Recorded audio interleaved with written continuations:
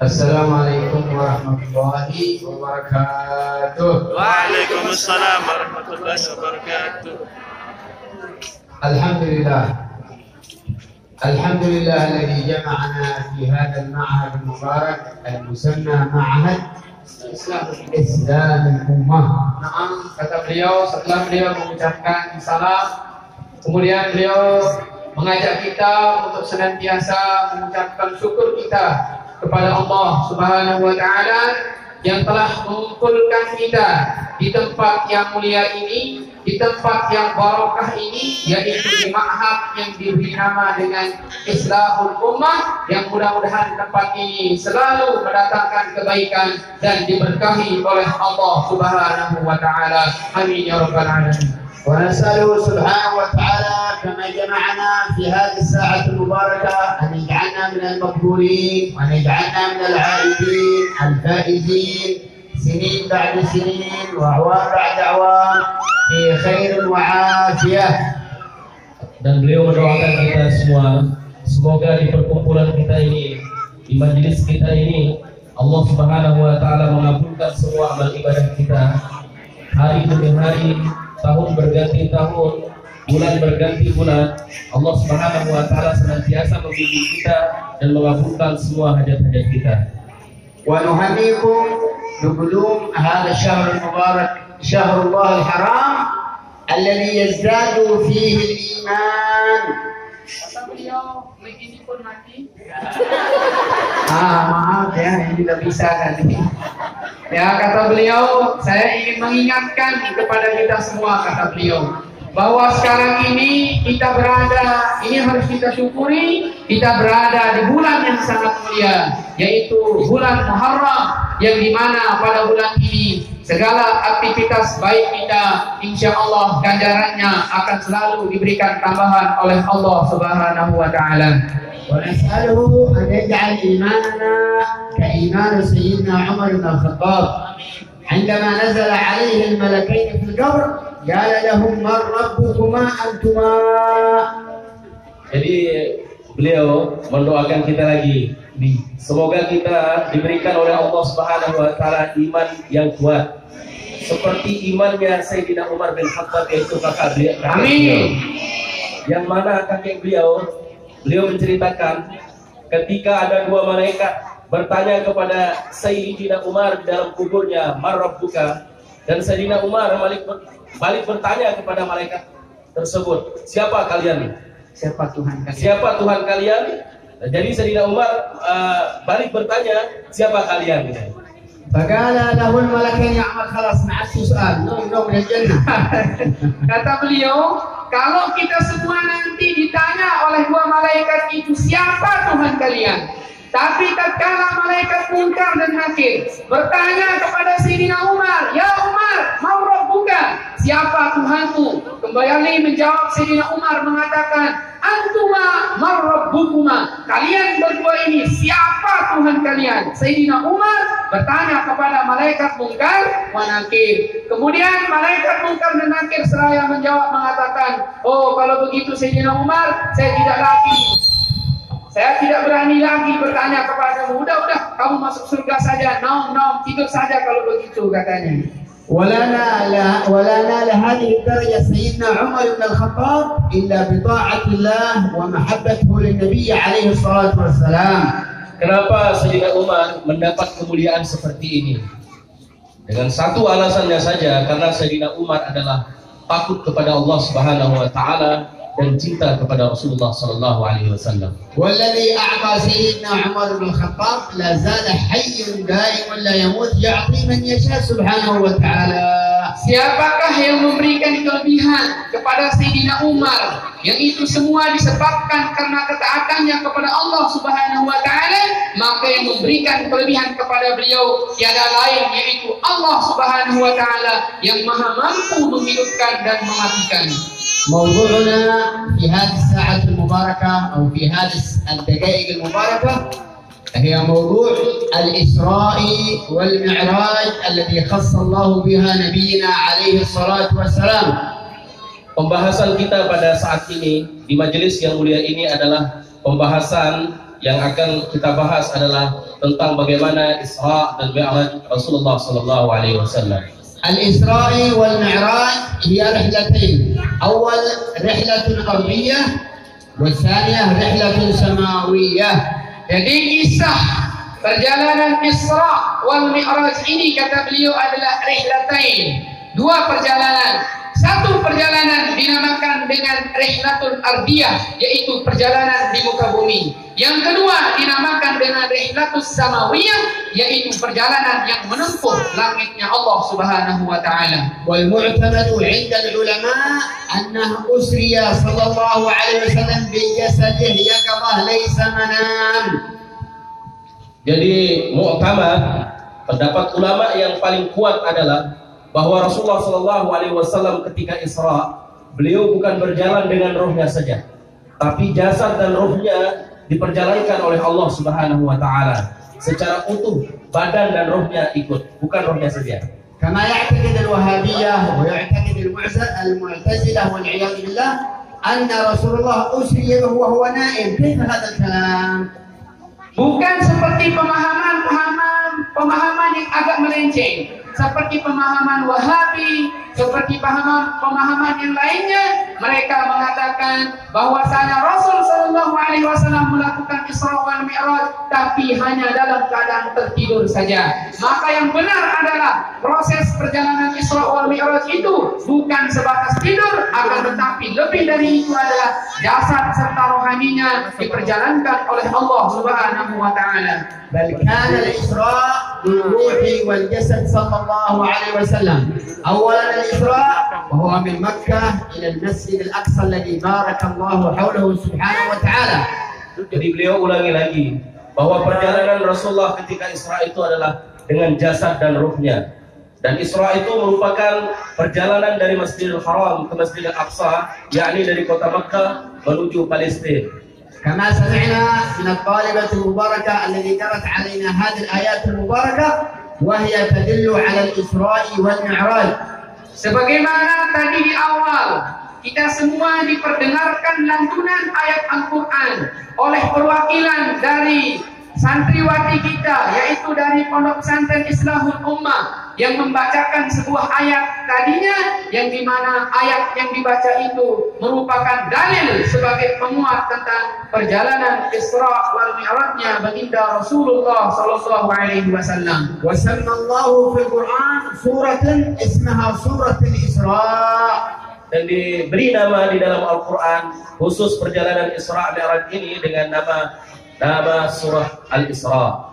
وقد ورد أنه صلى الله عليه وسلم عندما طلع على البراق ثم ترجل من مكان إلى مكان إلى وصل إلى قاب قوسين فأراد أن يخلعن عليه الصندل فقال الله لا تخلعن عليك يا محمد.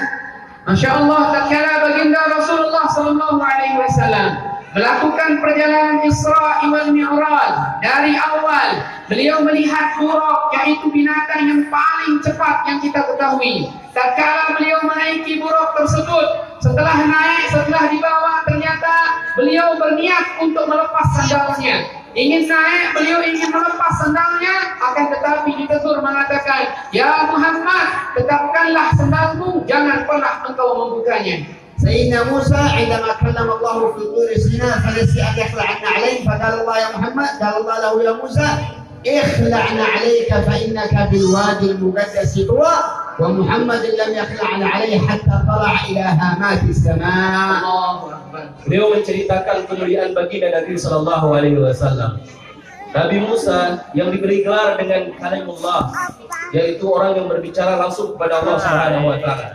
Tetapi peristiwa Nabi Musa ketika berada di Gunung Tursina, ketika munajat dengan Allah Subhanahu wa taala, Allah mengatakan, "Ikhla' na'laik." Jadi tinggalkan sandalmu. Tidak boleh engkau memakai sandal. Tetapi kemuliaan Rasulullah sallallahu alaihi wasallam, Rasulullah ingin membuka sandalnya menghadap Allah, tetapi Allah Subhanahu wa taala berfirman, tidak usah engkau melepaskan sandalmu. Ini adalah kemuliaan baginda Rasulullah sallallahu alaihi wasallam. Sampai sandal pun ikut menghadap Allah Subhanahu wa taala. Takbir, Allahu Akbar. Jangan toh maksud saya itu. وهذا يدل على أن الله يحب نبينا صلى الله عليه وسلم ولم يحب أحد قبله ولا بعده صلى الله عليه وسلم. Kenapa peristiwa yang dikisahkan tadi sampai sendalnya itu diperbolehkan? Ini menunjukkan akan fadilah, ini menunjukkan akan kelebihan Nabi besar kita Nabi Muhammad sallallahu alaihi wasallam di sisi Allah Subhanahu wa taala. وما من سماء يطلع النبي إلى سماء إلا جعل الله فيها نبي يسلم على نبينا صلى الله عليه وسلم عليه، فوجد في السماء الأولى أبونا آدم عليه السلام، فإذا نظر عن يمينه يتبسم وإذا نظر عن شماله يبكي. ما بالك يا آدم؟ قال إذا نظرت عن يميني رأيت من يدخل من أمتي الجنة فأفرح وإذا نظرت عن الشمال رأيت من يدخل النار فأبكي. Jadi beliau menceritakan dengan panjang sedikit tadi bahwa langit demi langit yang beliau naiki oleh Rasulullah Shallallahu Alaihi Wasallam dan mempunyai langit ini ada 7. Setiap langit yang dilewati oleh Rasulullah Shallallahu Alaihi Wasallam ada nabi di situ. Dan di langit yang pertama ada nabi kita semua, bapak kita semua, yakni Nabi Adam alaihi salatu wassalam. Beliau ketika jumpa dengan Rasulullah, begitu Rasulullah mengucapkan salam, dengan senang sekali Nabi Adam menjawab salam Rasulullah sallallahu alaihi wasallam. Dan Nabi Adam alaihi salatu wassalam biasanya di langit yang pertama beliau menoleh ke kanan, beliau tersenyum, dan menoleh ke kiri menangis. Lalu ditanya, ya Adam, kenapa engkau kalau menengok ke kanan engkau tersenyum dan menengok ke kiri engkau menangis? Dijawab oleh Nabi Adam, kalau saya menengok ke kanan, saya melihat umatku dan umat Nabi Muhammad SAW sedang berada di dalam surga. Tetapi ketika saya menengok kiri, banyak sekali dan saya kasihan melihat orang-orang atau umatku dan umat Nabi Muhammad SAW masuk ke dalam api neraka. ورأى في ليلة الإسراء والمعراج الذين يتصدقون بصدقات يخفونها لا يعلمها إلا الله سبحانه وتعالى وكم لهم من الأجر يوم القيامة. Masya Allah, ini beliau jelaskan tentang orang-orang yang dermawan, orang-orang yang ikut serta dalam membangun kebaikan, membangun majelis, membangun madrasah, masjid dan lain sebagainya. Masya Allah, di dalam perjalanan Isra wal Mi'raj, baginda Rasulullah SAW telah menggambarkan bahwasanya di dalam perjalanan Isra wal Mi'raj itu orang-orang yang senantiasa selama ini ikut berjuang membangun madrasah, ikut berjuang membangun masjid, majelis dan lain sebagainya, Allah tempatkan baginya sebuah tempat yang sangat luar biasa, yang ini merupakan balasan dari Allah Subhanahu wa taala. إذن يجب عليكم أنتم الآن في تجارة أخروية في عمارة هذا المعهد المبارك بالمساعدة بالناس، بالمساعدة باليد، بالمساعدة بالدعاء حتى يكمل هذا المعهد المبارك وهو من الصدقة الجارية إلى يوم القيامة. Jadi kalau sudah seperti itu, maka wajiblah atas kita semua sekarang berniaga kepada Allah Subhanahu wa taala dengan kehidupan akhirat kelak. Supaya kita bahagia di akhirat kelak. Sekarang di dunia kita tanam saham dulu. Kita investasi dulu. Di mana kita investasi? Seperti ini. Ada pembangunan pondok pesantren, ada pembangunan masjid, memberikan orang-orang yang membutuhkan sedekah, terus mengadopsi anak yatim. Itu namanya kita investasi untuk akhirat. Nah, oleh karena itu sekali lagi wajiblah atas kita berniaga dengan Allah dengan cara berinvestasi untuk akhirat kelak. فمن تصدق ولو بحجرة واحدة من هؤلاء فإنها تستغفر له إلى يوم القيامة. Jangankan kita akan bersedekah, ikut membantu dengan uang yang begitu banyak, harta yang kita miliki begitu banyak, hanya sebatas kita membantu, hanya dengan satu bata saja kata beliau, maka satu bata itu akan memintakan ampun kepada kita, memintakan ampun kepada Allah Subhanahu wa taala ila yaumil qiyamah, sampai hari kiamat. وتستغفر له وتدعو له وتذكر الله إلى أن تقوم القيامة إن شاء الله. Dan bata yang kita sedekahkan satu bata saja, dia akan memohonkan ampun bagi yang menyumbang orang tersebut. Dia akan ikut mendoakan orang yang menyumbang tersebut sampai hari kiamat. فالإسراء والمعراج لو تكلمنا على ذلك نتكلم كثير، الخلاصة أن الله سبحانه وتعالى أعطى أمة النبي في ليلة المعراج الهدية الكبرى وهي الصلوات الخمس. Kalau kita akan berbicara tentang perkara Isra wal Mi'raj, ini tidak akan habis saking banyaknya. Akan tetapi ingin saya ringkas, kata beliau, bahwasanya di perjalanan Isra wal Mi'raj itu adalah kita diberikan hadiah yang sangat luar biasa oleh Allah Subhanahu wa taala, yaitu merupakan perintah salat 5 waktu sehari semalam yang mudah-mudahan kita semua selalu mampu untuk menunaikannya. فجعل الله كل يوم نعرج في الصلاة 5 مرات عندما نقول الله أكبر والروح تعيد مع الله سبحانه وتعالى في الصلاة. Maka Allah Subhanahu wa taala menjadikan setiap sehari semalam itu ada 5 waktu. Ketika kita sholat dan lalu kita mengucapkan Allahu Akbar, ruh kita ini mi'raj atau naik kepada kehadiran Allah Subhanahu wa taala. Ini pengaruh besar, sekali lagi beliau sampaikan, kalau kita melaksanakan sholat 5 waktu, ketika kita mengucapkan Allahu Akbar, ruh kita ini naik langsung ke hadapan Allah Subhanahu wa taala. فإذا كنا نحب صاحب الإسراء والمعراج فيجب علينا أن نحافظ على الصلوات الخمس في جماعة. Kalau kita benar-benar merasa memiliki kecintaan kepada sahibul Mi'raj yang memiliki perjalanan Isra wal Mi'raj, yaitu kalau kita benar-benar memiliki cinta kepada Rasulullah sallallahu alaihi wasallam, maka buktikan itu semua dengan apa? Dengan kita selalu menjaga salat 5 waktu itu dengan melakukannya secara salat berjamaah. فمن صلى 5 صلوات كأنما صلى 50 صلاة في الأجر ببركة النبي صلى الله عليه وسلم. Beliau sampaikan bahwa barang siapa yang menjaga sholat 5 waktu dalam sehari semalam, maka seolah-olah dia sholat 50 waktu. Dan beliau di dalam penyampaian ini, pertama Rasulullah diperintahkan 50 waktu, lalu diringankan menjadi 5 waktu. Maka walaupun kita sholat 5 waktu, seolah-olah kita sholat 50 waktu. Ini adalah kemuliaan berkat daripada baginda Nabi sallallahu alaihi wasallam. يجب علينا أن نقترب أيام وليالي شهر رجب المبارك بطاعة الله وبالصدقة وبكثرة قراءة القرآن وبالذكر وبالاستغفار وبالصلاة على النبي عليه الصلاة والسلام. Maka karena sekarang ini kita semua berada dalam keadaan sehat walafiat di bulan Rajab ini, maka perhatikanlah hari-hari kita. Maka perhatikanlah waktu-waktu kita di bulan Rajab ini. Isi semuanya itu, kata beliau, dengan senantiasa kita memperbanyak takarruf, memperbanyak ketaatan kepada Allah Subhanahu wa taala, dengan hadir di majelis ilmu, dengan berpuasa, melakukan salat, terkhususnya adalah dengan ikut serta kita membangun tempat-tempat yang bagus seperti majelis ilmu saat ini. وقال العلماء رجب يتكون من 3 أحرف. الحلف الراء من الرحمة والجيم من الجود والباء من البر.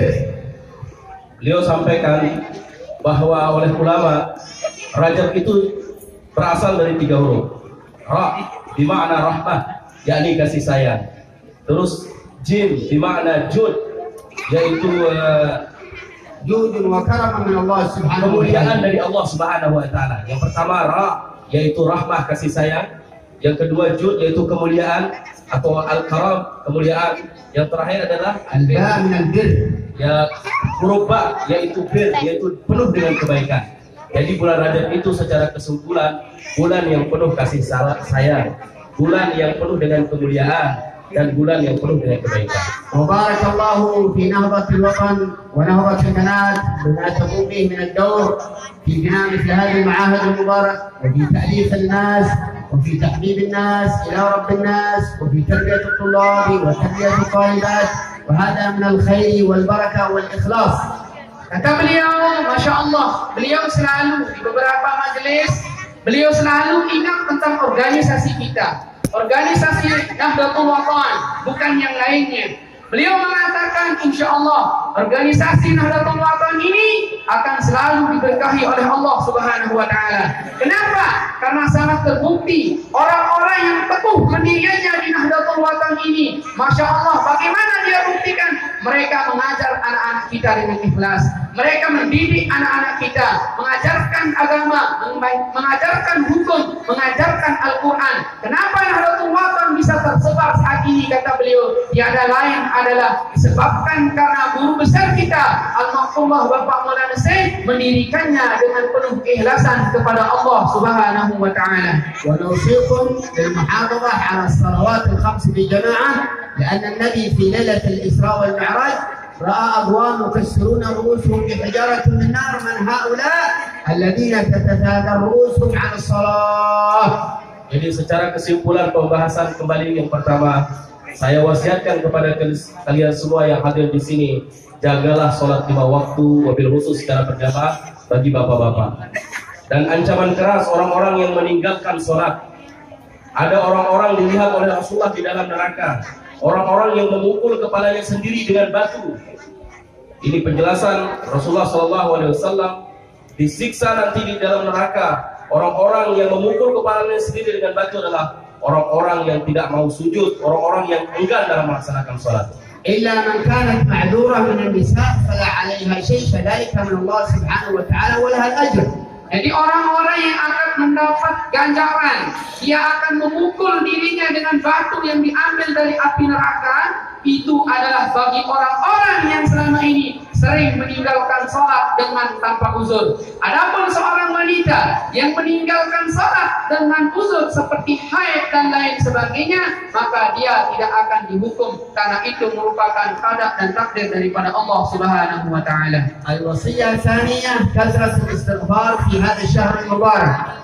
Wasiat beliau yang kedua untuk kita semua, banyak-banyaklah kita beristighfar atau memohon ampun kepada Allah Subhanahu wa Ta'ala pada bulan Rajab. الوصية الثالثة التعاون في عمارة هذا المعهد المبارك كما قال الله سبحانه وتعالى وتعاونوا على البر والتقوى ولا تعاونوا على الإثم والعدوان. Wasiat terakhir dari beliau, kita yang mungkin memiliki harta benda, jangan pernah mau ketinggalan, kata beliau. Ikut sertalah kalian semua untuk ikut membantu perjuangan ini, membantu bangunan ini, membantu madrasah ini, membantu majelis ini, supaya kita semua bisa ikut termasuk dalam firman Allah yang mengatakan ta'awanu 'alal birri wat taqwa wala ta'awanu 'alal itsmi wal 'udwan. Saling bantulah kalian dalam sebuah kebaikan dan jangan saling bantu dalam sebuah kemaksiatan atau kesalahan. الوصية الرابعة التراحم فيما بينكم البين، التعاون فيما بينكم البين، التودد فيما بينكم البين، فإذا رحمتم بينكم البين يرحمكم الله سبحانه وتعالى. Wasiat beliau yang keempat adalah mari kita jalin silaturahim dengan baik. Terus kita saling sayang menyayangi di antara kita. Kalau orang yang suka silaturahim, menjaga silaturahim, terus saling sayang menyayangi, saling cinta mencintai karena Allah, maka Allah Subhanahu wa Ta'ala akan menurunkan kasih sayangnya kepada kita semua. اللهم يا من وفق أهل الخير للخير وعنهم عليه وفقنا للخير وعنا عليه. اللهم بارك في النهضتين بركة كاملة. اللهم بارك في النهضيين والنهضيات وفي طلاب النهضيين والنهضيات وفي كل من أسس هذه المعاهد المباركات. اللهم لا تحرمنا خير ما عندك لشر ما عندنا فضلا وإحسانا. اللهم بارك لنا في رجب وشعبان وبلغنا شهر رمضان. عنا على الصيام والقيام وقراءة القرآن بجودك يا ذا الجلال والإكرام. اللهم إنك تعلم حوائجنا في الدين والدنيا والبرزخ والآخرة فاقضها يا أرحم الراحمين. لا تردنا خائبين. استجب لنا الدعاء. حدد لنا الرجاء. نسألك حسن الخاتمة بعد طولة العمر يا الله. اللهم اطل اعمارنا في طاعتك ورضاك. اجعل اخر كلامنا من الدنيا لا اله الا الله محمد رسول الله صلى الله عليه وسلم. متحققين بحقها حسا ومعنى ظاهر باطن بسر الفاتحة. فاتحة.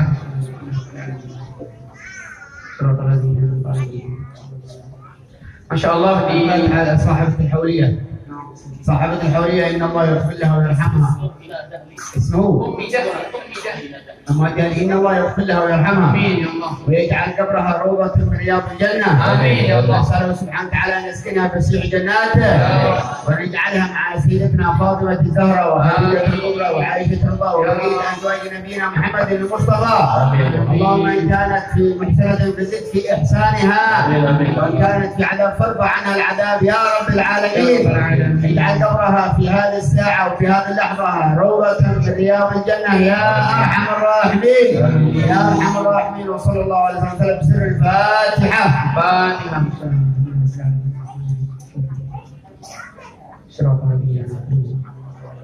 Ya, terlalu banyak ya doa yang beliau lantunkan pada saat ini, mendoakan kita semua orang yang berjasa di tempat ini. Kemudian beliau sering mendoakan kita yang di organisasi Nahdlatul Wathon. Maka pegang teguhlah itu, karena setiap kita yang masuk di organisasi Nahdlatul Wathon ini selalu dapat doa dari ulama-ulama besar. Beliau doakan kita semua, terkhusus tadi didoakan umi daripada Ustaz Saleh yang telah meninggal dunia beberapa tahun, dan doanya sangat luar biasa yang mudah-mudahanlah almarhumah di sana mendapatkan tempat yang setinggi-tingginya di sisi Allah Subhanahu wa taala. Amin ya rabbal alamin. Kata beliau, baiklah, sekarang kita semua akan diberikan ijazah oleh beliau. Langsung diberikan ijazah oleh ulama besar dari Yaman, keturunan Sayyidina Umar. Artinya apa? Kualitas doa wirid yang kita peroleh dengan ijazah otomatis berbeda dengan doa yang kita terima dengan tanpa ijazah. Istighfar yang akan diajarkan oleh beliau adalah kalimat Allahumma ghfirli warhamni wa tub alayya. Coba. Allahumma ghfirli warhamni wa tub alayya. Tiga sekali dengar. Allahumma ghfirli. Coba. Allahumma ghfirli warhamni wa tub alayya. Allahumma ghfirli warhamni wa tub alayya. Allahumma ghfirli warhamni wa tub alayya. Nah, itu yang akan kita terima sekarang. Nanti bisa diambil di Ustaz Soleh tulisannya, wiridnya. Yang jelas sekarang kita terima dulu ijazahnya. Kalau bisa silahkan ganti posisi duduk dengan tahiyat akhir.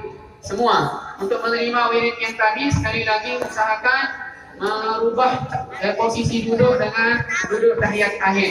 Jadi tatkala Fadilatul Syekh nanti mengatakan ajastukum, kita semua sambut itu dengan sama-sama mengatakan saya terima ijazah. Apa kita bilang nanti?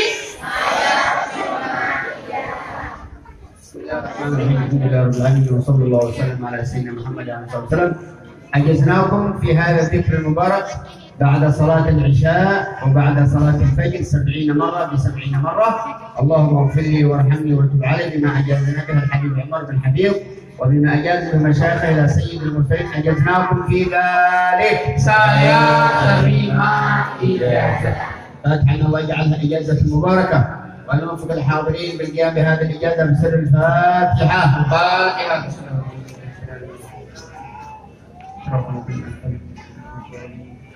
Sekali lagi keberuntungan kita saat ini adalah langsung memperoleh ijazah dari beliau. Maka yang tadi itu kata beliau diamalkan selesai sholat ba'dal isya atau ba'dal fajr. Selesai sholat subuh dan selesai sholat isya dibaca sebanyak 70 kali. Berapa kali dibaca? 70 kali. Kapan dibaca? Selesai sholat subuh dan selesai sholat isya. Hafal kira-kira? Jawab bismillah. Bismillahirrahmanirrahim. Allahumma ghfirli warhamni wa tub alayya. Mungkin hanya ini dari kami. Kurang lebih kalau ada kekurangan kehilapan dalam mutarjim, kami mengucapkan maaf, bermohon maaf. Mungkin ini akhirul kalam. Allahul muwaffiq wal hadi ila sabilir rasyad. Assalamualaikum warahmatullahi wabarakatuh. Waalaikumsalam. wabarakatuh.